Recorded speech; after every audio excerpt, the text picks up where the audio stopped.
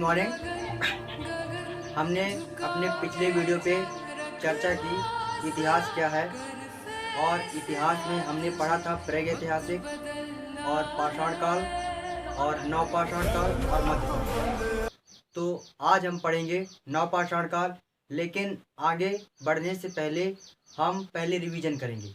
जैसा कि आप लोगों के मन में एक क्वेश्चन आता है कि इतिहास है क्या, तो इतिहास ज्ञान की वह शाखा है जो मानव से संबंधित पिछली घटनाओं का वर्णन या अध्ययन करें, अर्थात अतीत में हुई घटनाओं का अध्ययन इतिहास कहलाता है।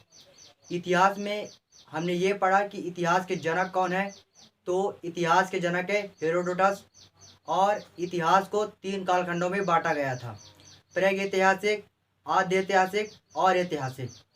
प्रागैतिहासिक काल में पुरातात्विक स्रोत पाया गया था, आद्य ऐतिहासिक में इसमें भी पुरातात्विक स्रोत पाया गया था, और ऐतिहासिक काल में इसमें भी पुरातात्विक स्रोत पाया गया था। फिर वही बात करें प्रागैतिहासिक किसे कहते हैं, तो प्रागैतिहासिक ऐसा कालखंड है जिसमें ना तो कोई लिखित स्रोत है, और जब ना लिखा गया और ना ही पढ़ा गया तो उसे प्रागैतिहासिक कहते हैं। और प्रागैतिहासिक का नामकरण रॉबर्ट ब्रूसफुट ने किया था।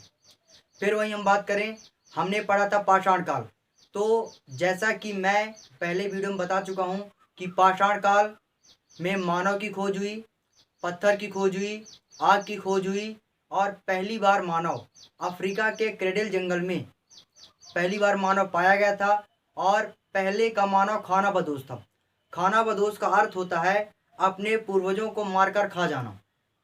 और पाषाण काल में ही मानव आखेट था। आखेट का मतलब होता है शिकार करना। तो मानव ने शिकार करना पाषाण काल से ही सीखा।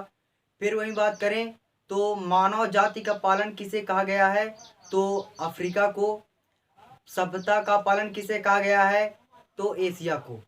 तो मानव पहली बार सभ्य कब बना, तो एशिया महाद्वीप के मिस्र देश में। एशिया महाद्वीप के मिस्र देश में मानव पहली बार सभ्य बना, और वहीं से मानव खाद्य संग्राहक, खाने की चीजें इकट्ठा करना शुरू कर दिया। और बात करें तो पाषाण काल एक ऐसा कालखंड है जो सबसे लंबे समय तक चला।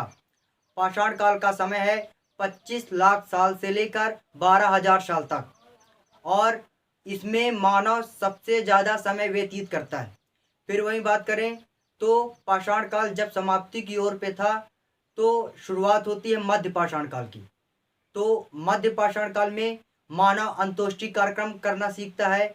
अंतोष्टि कार्यक्रम का अर्थ होता है कि अपने पूर्वजों का देह संस्कार करना, अर्थात हर एक मनुष्य के अंदर कोई ना कोई संस्कार होते हैं, और जिसमें मानव का लास्ट संस्कार देह संस्कार कहलाता है। और मानव के अंदर 16 संस्कार होते हैं। मुंडन करवाना ये एक संस्कार होता है, विवाह करना ये भी एक संस्कार होता है, और अंतिम संस्कार होता है देह संस्कार। तो मनुष्य के अंदर 16 संस्कार होते हैं। पाषाण काल की बात करें तो मध्य पाषाण का कालखंड था 12,000 साल से लेकर 5,000 साल तक।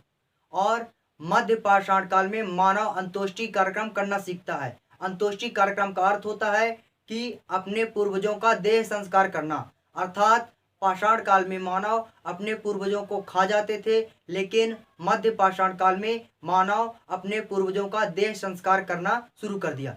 हर एक मनुष्य के अंदर 16 संस्कार होते हैं, जिसमें सबसे अंतिम संस्कार देह संस्कार कहलाता है। मुंडन करवाना ये भी कोई ना कोई संस्कार है, विवाह कराना ये भी कोई ना कोई संस्कार है। फिर मध्य पाषाण काल में ही मानव ने पशुपालन किया। यह मध्य प्रदेश के आदमगढ़ जिला से मानव पशुपालन की शुरुआत करता है। और हड्डियों का आभूषण, हड्डियों का औजार, तो उत्तर प्रदेश के दमदम और दमदहा मानव हड्डियों का औजार बनाना शुरू कर दिया। और हड्डियों का आभूषण, मानव हड्डियों की माला बनाकर गले में पहनता था। तो यह मध्य पाषाण काल में होता था।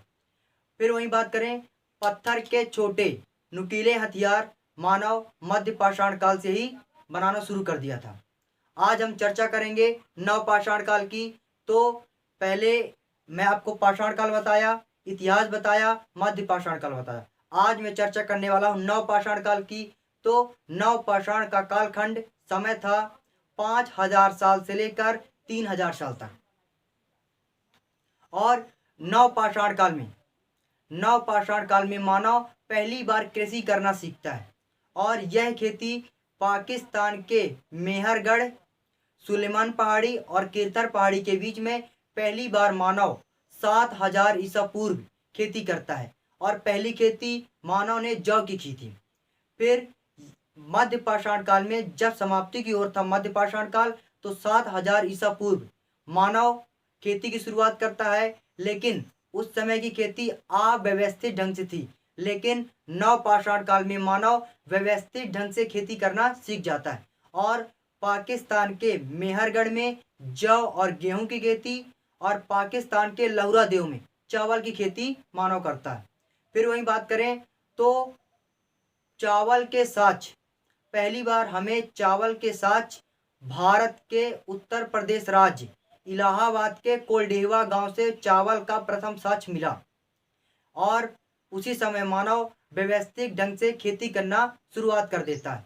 और नव पाषाण काल में ही मानव पहला जानवर कुत्ता पालता है और गर्त आवास, खेतों में खेतों की रखवाली करने के लिए मानव गर्त आवास बनाता है, मतलब खेत के पास एक कुटिया बनाकर मानव रहता है जिससे फसल सुरक्षित जानवरों से रह सके। मानव नव पाषाण काल में ही मानव पहिए की खोज करता है। और नव पाषाण काल की बात करें तो लाशों का विशाल भंडार हमें नव पाषाण काल में ही मिला।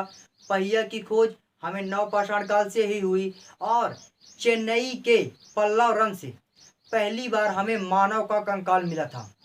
चेन्नई के पल्लव रन से हमें मानव का कंकाल पहली बार पाया गया था। और वहीं बात करें तो आदि मानव चित्रकला की शुरुआत करता है मध्य प्रदेश के रायसेन जिला भीमबेटका नामक स्थान में। दीवालों पर मानव चित्र बनाता है, जिसमें दीवार पर हाथी का और मानव का चित्र और भाला का चित्र आदि मानव दीवालों पर बनाते हैं। वहीं बात करें नव पाषाण काल, तो नव पाषाण काल जब समाप्ति की ओर पे था तो वहीं से शुरुआत होता है उत्तर वैदिक पाषाण काल।